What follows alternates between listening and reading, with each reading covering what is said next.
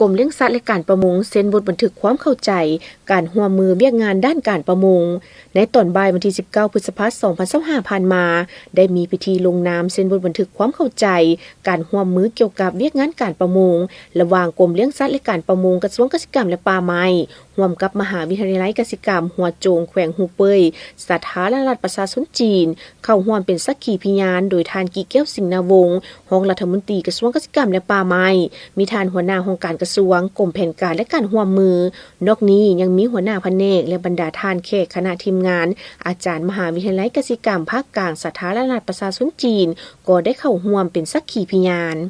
ในพิธีทานปริญญาเอกนางกรมวลีออนไซเวียงต่างหน้ากรมเลี้ยงสัตว์และการประมงผ่านข้อตกลงของทานรัฐมนตรีกระทรวงเกษตรกรรมและป่าไม้ว่าด้วยการอนุมัติให้กรมเลี้ยงสัตว์และการประมงเซ็นบทบันทึกความเข้าใจเกี่ยวกับเวียกงานการประมงระหว่างกรมเลี้ยงสัตว์และการประมงกระทรวงเกษตรกรรมและป่าไม้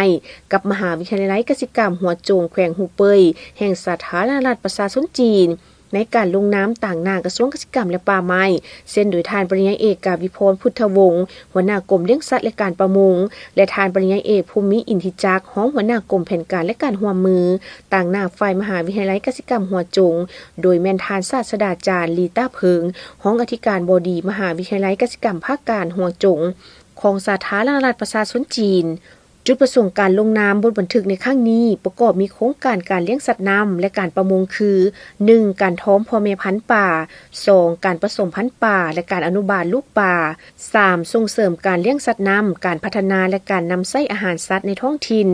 4. ดำเนินการค้นคว้าพันธุกรรมป่าเพื่อขึ้นทะเบียนพันธุกรรมป่าในสาธารณรัฐประชาธิปไตยประชาชนลาว 5. การค้นคว้าการเลี้ยงป่าแบบผสมผสานรวมทั้งรูปแบบการเลี้ยงป่าร่วมกับไก่และหมู